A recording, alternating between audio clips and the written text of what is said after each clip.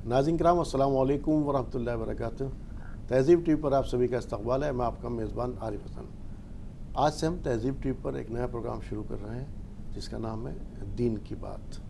और इस सब पर बात करने के लिए मेरे साथ जो शरीक गुफ्तगू हैं, आइए मैं आपको उनसे मुतारिफ़ करा देता हूँ। मेरे सबसे पहले मेहमान हैं जनाब मोहम्मद दानिश कुरैशी साहब, जो दाई है, मुफ़क्किर हैं और नाम के साथ साथ वैसे भी दानिश्वर हैं। आइए उनका इस्तक़बाल करते हैं। दानिश साहब, आप प्रोग्राम में बहुत बहुत खैर मक़दम।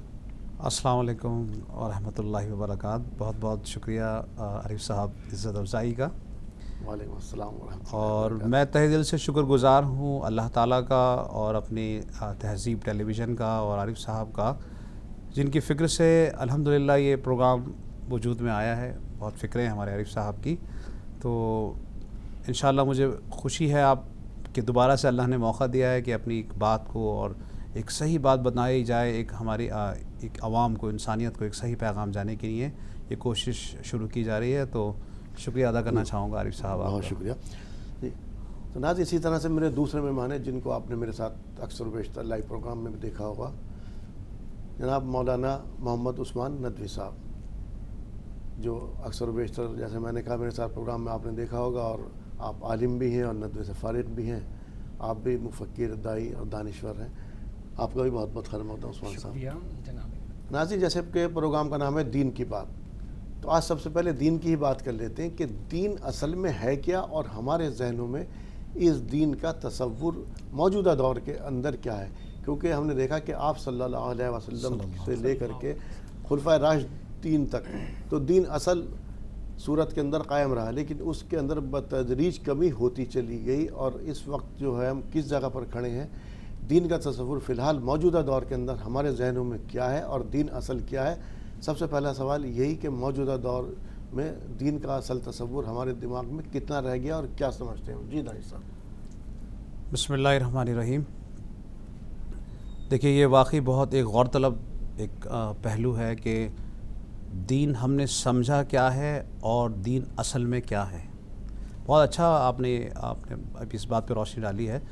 तो बिल्कुल पहले देखिए, मेरी समझ के हिसाब से आज जो दीन का एक इमेज है और दीन को जो एक हमने एक जामा एक स्ट्रक्चर दे दिया है कि दीन का मतलब है कि आपके सर पर टोपी है, आपकी दाढ़ी है, आप लंबा कुर्ता पहन रहे हैं, और आप एक दीन को हमने एक मज़हब के दायरे में क़ैद कर दिया है। और अपनी जो असल 24 घंटे की ज़िंदगी है, हमने उसको दीन से बिल्कुल बाहर कर दिया है। दीन को महज हमने अपनी मस्जिद के अंदर क़ैद करके नमाज, तिलावत, ज़िक्र के साथ और बस दाढ़ी, टोपी और कुर्ते के साथ हमने इसको एक क़ैद करके इसको एक बाउंड कर दिया है। ये कह सकते हैं कि चंद रिचुअल का नाम, जो कुछ कस्टम्स हैं, हमने उस हद तक महदूद कर दिया। जैसे आपने बड़ा अच्छा लफ्ज़ इस्तेमाल किया, मज़हब किस तरह ना कलाम पाक में, ना कलामुल्लाह में, ना कहीं हदीस के अंदर नहीं आई। लेकिन हाँ, फ़िक़्ह के हिसाब से ज़रूर कहा जाता कि मज़हब हनफ़ी मज़हब है, ये जो हमारे 4 फ़िक़्ह हैं उसके अंदर से। लेकिन मज़हब अगर हम इसे कहें, जैसे अभी मैंने कहा, चंद रिचुअल्स का नाम इस वक्त मौजूदा दौर के अंदर हमारे जहनों में रह गया। ईद आई तो ईदैन मना ली, रोज़ा, नमाज, ज़कात, हज। या बच्चा पैदा होगा तो हम जो है उसको ख़त्ना कराएंगे, या अक़ीक़ा बहुत ज़्यादा करेंगे, अक़ीक़ा करेंगे, या इजाब व क़बूल तक। हमने शादी होगी तो इजाब को दफनाएंगे तो जलाएंगे नहीं, और उसको कफनाएंगे, दफनाएंगे। तो अगर उस्मान साहब आपसे जानना चाहें, क्या दीन वाकई इसी का नाम है? नहीं, दीन एक वसी अरीज़ इस्तिलाहात का नाम है। दीन का माना आता है इताअत का, फर्मा बरदारी का, और अच्छे अखलाक का, अच्छे बर्ताव का, हुस्न सलूक का। हालांकि बुखारी शरीफ की एक रिवायत, अद्दीनुल जज़ाउ फ़िल खैरि वश्शर्रि, अद्दीनुल जज़ाउ फ़िल खैरि वश्शर्रि। दीन तो नाम है आसानी का, दीन तो नाम है आसानी का। आसानी से क्या मुराद है आपकी? आसानी देखिए, अल्लाह तबारक व तआला ने दीन के अंदर में आसानियाँ पैदा की है, सख्ती पैदा नहीं की है। लोग ये चाहे कि उसको मानने में, दीन को अच्छे सांचे में मानने में उनको गिरा गुजरता है, लेकिन वो गिरा गुजरना उनके लिए वबाले जान है। गिरा नहीं गुजरना चाहिए उसको। दीन में जो चीज़ें बताई, तो मानेंगे तो पहले मालूम तो हो दीन है क्या। हाँ, दीन देखिए, दीन आपको बताया कि दीन नाम है, آپ کا اخلاق اچھے ہو, آپ ہر معاشرے میں جو معاشرے میں رہنے کا ڈھنگ مطلب اگر کوئی کسی نے ایک تھپڑ مارا دوسرا گال بھی آگے کرتے ہیں, اس کا نام ایسے نہیں. معاشرے میں اگر رہ رہے ہیں آپ, معاشرے کے اندر اگر آپ رہتے ہیں تو وہاں پر آپ اخلاق حسنہ دکھائیے. اگر کوئی پھسلے ہوئے لوگ ہیں ان کو سیدھے راہ کی طرف لے آئیے. یہ تمام چیزیں دین کے ماخذ ہیں. اسی سوال کے ساتھ دانش صاحب آپ کے پاس آتے ہو, آپ کیا سمجھتے ہیں دین اصل ہے کیا؟ جی یہ کہ بہت اچھا سوال ہے, اور ایک ایسا سوال ہے میں سمجھتا ہوں کہ موجودہ دور میں اس سوال کو پوری دنیا کو بتانا چاہیے کہ دین کیا ہے. ٹھیک ہے نا, جیسے اس سے پہلے والے آپ کے اس سوال کا جواب میں نے دیا کہ دین کی امیج کیا ہے, اور اب میں بتانا چاہوں گا میری عقل کے حساب سے دین کیا ہے. میں اللہ اس کا مویشی کو معاف فرمائے. دیکھیے دین آسان لفظوں میں اور ایک آسان زبان میں سمجھانا چاہوں گا اپنے ناظرین کو بھی. دین طریقہ زندگی, طریقہ انسانی زندگی, انسانیت کے گزارنے کا, انسانیت کے رہنے کا طریقہ دین ہے. اگر آپ اس کو, جیسا آپ نے بتایا بہت اچھی بات کہ بھئی مذہب کا لفظ استعمال نہیں ہوا, بالکل میں اس بات سے آپ کی سہمت ہوں. دین ایک طریقہ انسانیت ہے, طریقہ مسلمانی زندگی نہیں ہے, طریقہ انسانیت ہے. وہ جتنے بھی اقوام اس وقت موجود ہیں, چاہے وہ کوئی سے بھی دھرم, میں کسی پرٹیکولر دھرم کا نام نہیں لینا چاہوں گا اس پروگرام کے اندر, کسی مذہب کا نام نہیں. دین طریقہ انسانیت ہے. جو انسان اس روح زمین پر ہے اس کو زندگی بسر کرنے کا نام دین ہے. اگر آپ تفسیر جی اگر اس کو میں ایک جملے میں کہوں گویا کہ تو یہ کہہ سکتے ہیں نظام حیات ہے. بہت اچھا نظام زندگی ہم اس کو جی کہہ سکتے ہیں. بالکل. تو وہ نظام, عثمان صاحب آپ سے جاننا چاہتے ہیں, ماشاءاللہ صاحب علامہ بھی ہیں, تو یہ وہ نظام کیا ہے دین کا؟ دیکھیے دین اسلام جو ہے یہ دین فطرت ہے. دین فطرت ہے.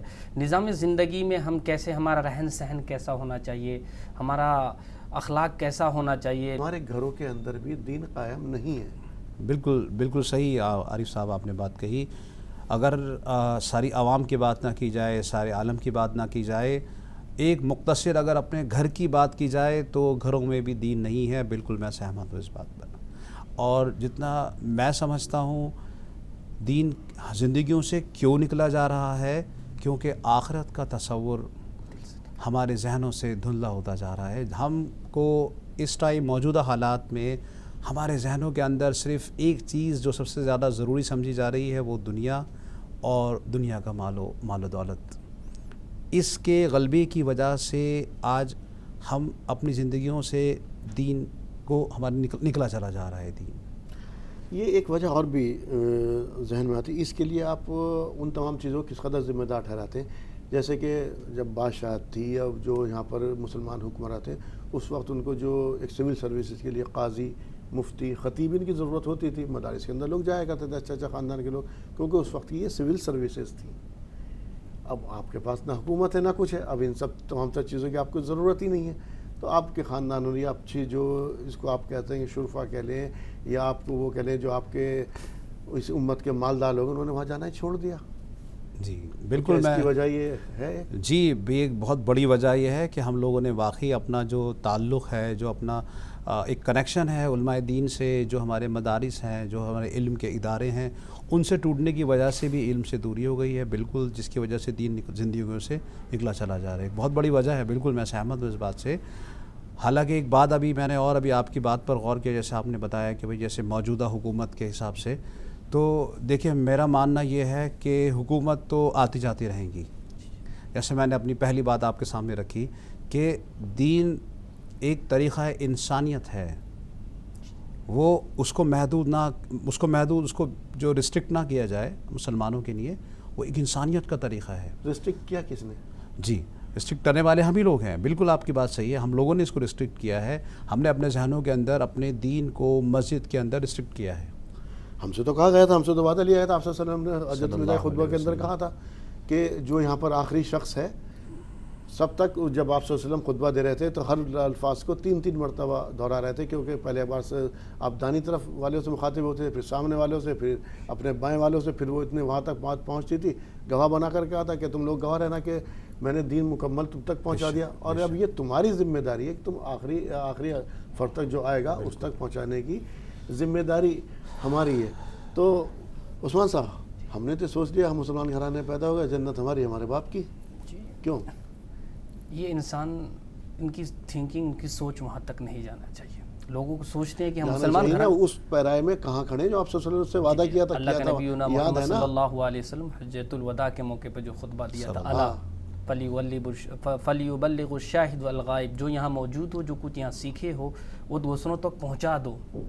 ہم نے نبی پاک علیہ الصلاۃ والتسلیم کی جو باتیں تھیں ان باتوں کو پس پشت ڈال دیا، ان کو ان تک نہیں پہنچایا، اور اسلام کا جو صحیح طور پر ترجمانی کرنا تھا وہ ان تمام چیزوں کو ہم نے ترک کر دیا. نبی پاک علیہ الصلاۃ والتسلیم نے جو طریقہ بتایا تھا وہ طریقہ سے ہٹ کر ہم زندگی گزارنے لگے، جس کی وجہ سے آج ہم پستی کا شکار ہیں. خود اللہ کے نبینا محمد صلی اللہ علیہ وسلم نے ارشاد اعمالکم، یہ گزارنے لگے، یہ کرنے لگے. اب اس کے ہم حل کی طرف بھی آئیں گے. بس ایک سوال اور میرا اسی ذہن میں، ایک یہ تصور جیسے کہ بنی اسرائیل کے اندر موجود ہے کہ ہمیں تو اگر ہم تو اللہ تعالیٰ کے جو ہے بیٹوں کی مانند، اگر ہمیں آگ چھوئے گی بھی تو صرف چند دن کے لیے چھوئے گی. یہ بنی اسرائیل کا تصور، یہ ہمارے ذہن میں آپ صلی اللہ علیہ وسلم روز محشر میں مجھے بخشوا دیں گے. یقینی طور پر آپ صلی اللہ علیہ وسلم بخشوا دیں گے. یہ تو ان دونوں کے بیچ ہم کہاں کھڑے ہیں؟ یہ اس کی بات کر رہا ہوں جو آپ کا، جو اپنا آپ کو دینی طبقہ کہتا ہے، اس کی بات کر رہا ہوں. جی وہ کہاں کھڑا؟ اور پھر وہ دوسروں کو کیا درس دے رہا، یا کس اس میں ہم غفلت کے اندر ہیں؟ جی ہم لوگ غفلت کے دہانے پر کھڑے ہیں. ہم لوگ جو ہیں یہ غفلت کے دہانے پر کھڑے ہیں. حالانکہ ہمیں اس میں اقدام اٹھانا چاہیے، قدم بڑھانا چاہیے، اور ہمیں اس میں بڑھ چڑھ کر حصہ لینا چاہیے. تو کیا بنی اسرائیل کی پیروی کر رہے ہیں ہم بھی؟ نہیں، بنی اسرائیل کی پیروی نہیں کر رہے ہیں. پھر کیا نبینا کر رہے ہیں؟ محمد صلی اللہ علیہ وسلم کی اتباع کر رہے ہیں، لیکن ہم نے اسے پس پشت چھوڑ دیا، جس کی وجہ سے آج ہم اس دہانی پر کھڑے ہیں. جی تو اس کو اب ہم اسی سولوشن کی طرف آ رہے ہیں. جی ان سب چیزوں کو آپ صلی اللہ علیہ وسلم نے دعوت کا کام اپنے گھر سے شروع کیا سب سے پہلے.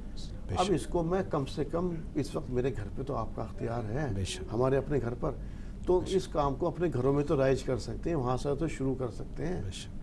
اس میں کوتاہی کیوں؟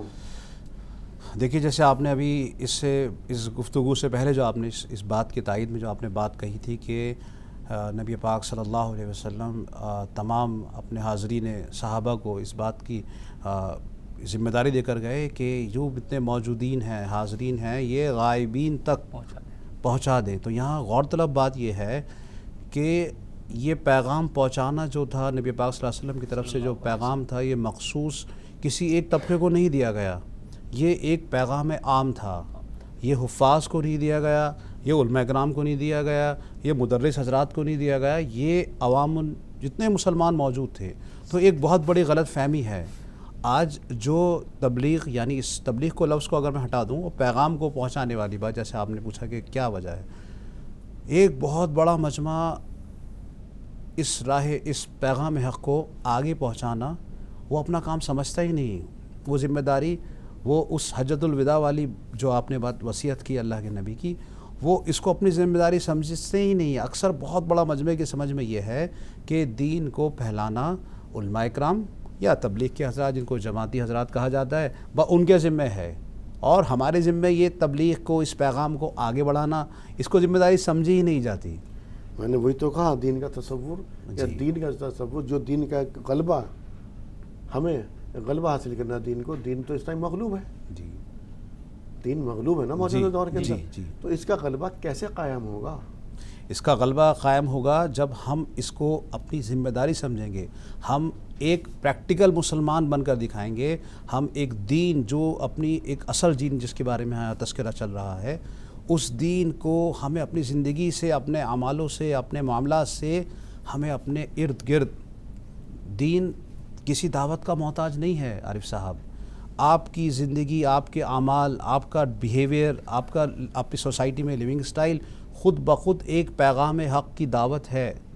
آپ کا اپنے پڑوس کے ساتھ اچھا معاملہ، آپ کا اپنے گھر کے اندر اپنے بچوں کے ساتھ نرمی کا معاملہ، آپ کا اپنے گھر میں مستورات کو، لیڈیز کو عزت دینے کا معاملہ، آپ کا اپنے کاروبار میں سچائی کا معاملہ، یہ ایک بذات خود عمل دعوت ہے جس کو کسی بھی تبلیغ کی ضرورت نہیں ہے.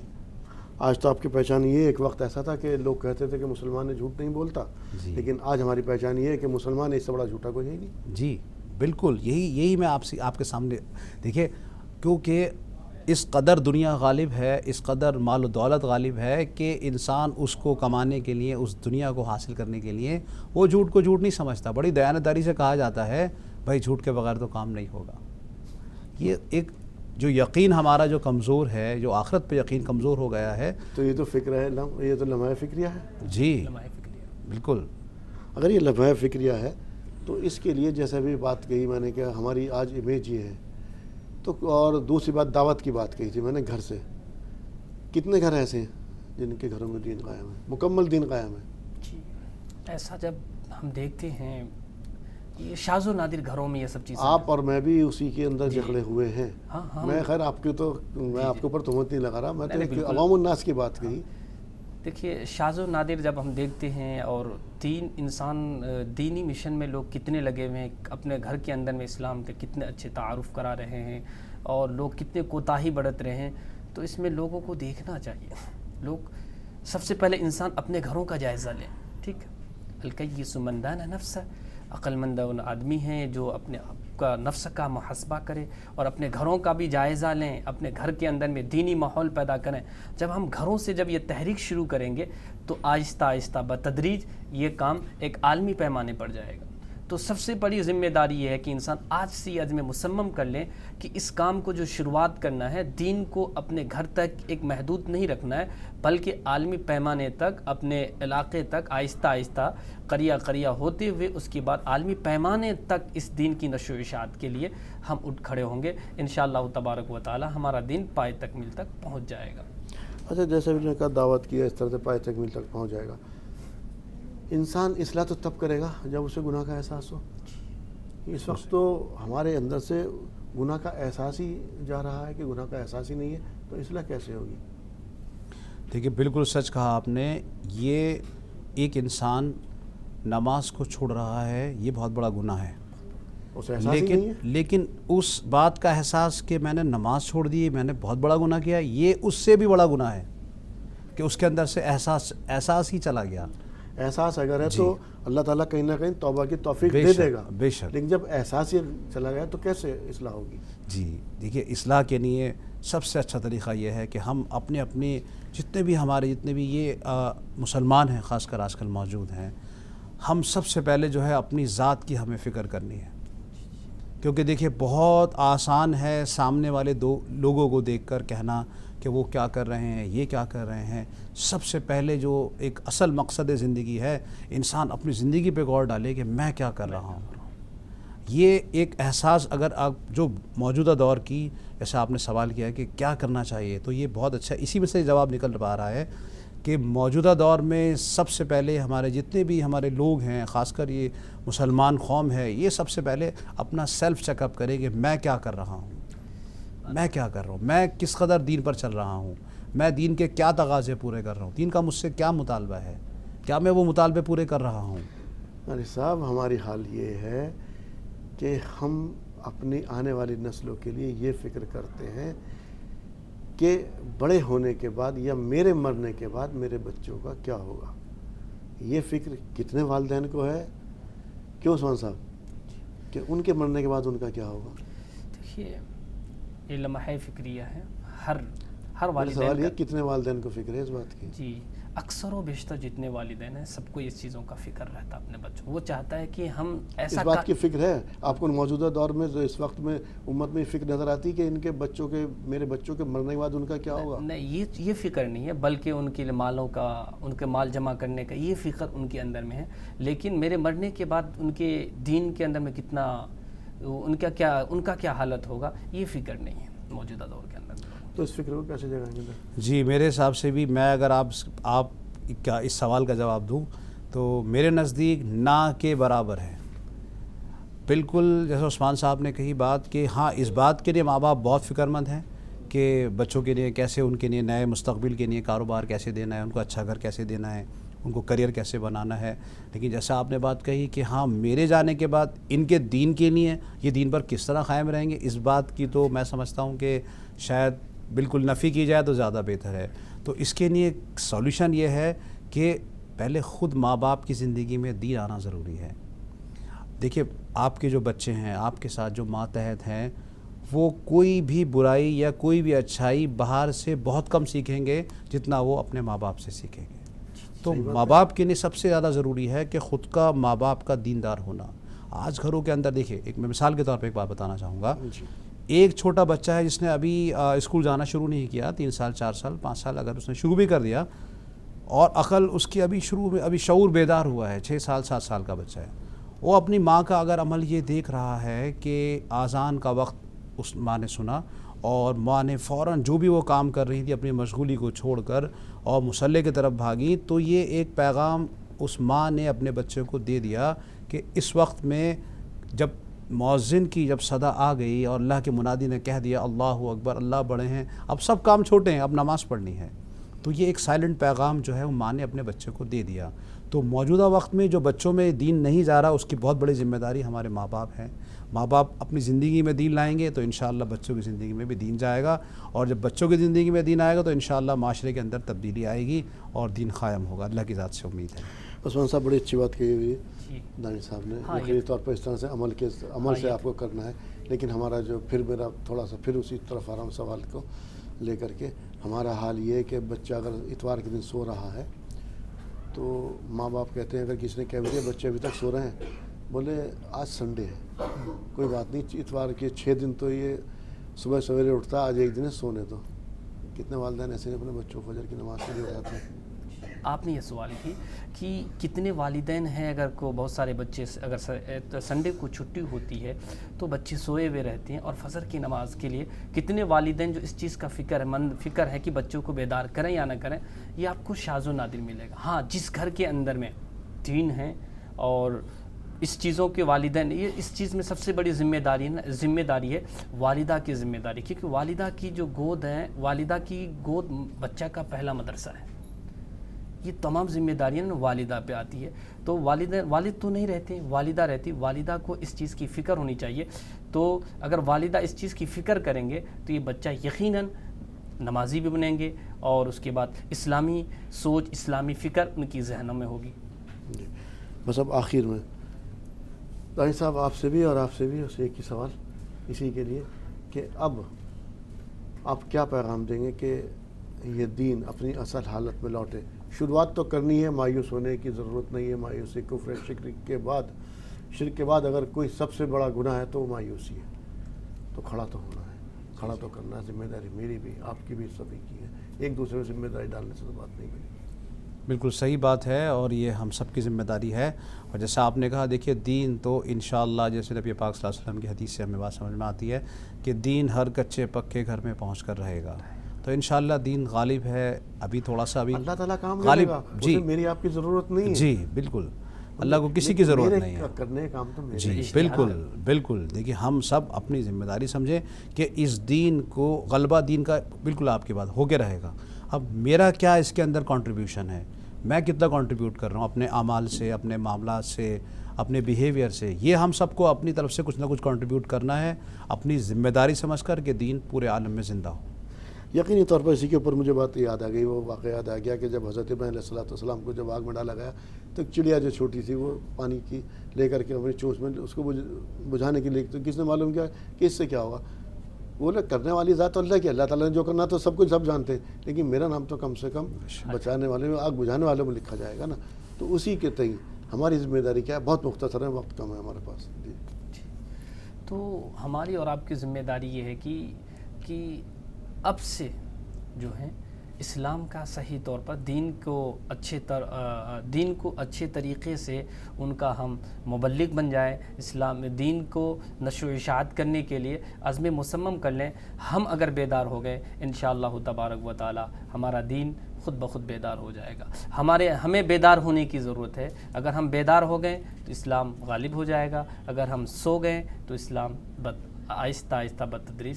اسلام تو ہمارا اسلام تو اللہ تعالیٰ کا وعدہ، اس کا تو غلبہ یہ رہے گا. یہ ہے کہ ہم اپنی جو ہم اپنی آخرت کو خراب کر لیں گے. دین نام ان چیزوں کا نہیں ہے ناظرین کہ نماز پڑھ لی، روزہ رکھ لیا، زکوٰۃ لی تھی، مساجد کے لیے چند عبادات یا چند ریچول کا نام جو ہے دین نام ہے مکمل نظام حیات، معاشی، سیاسی، سماجی، ان تمام چیزوں کا.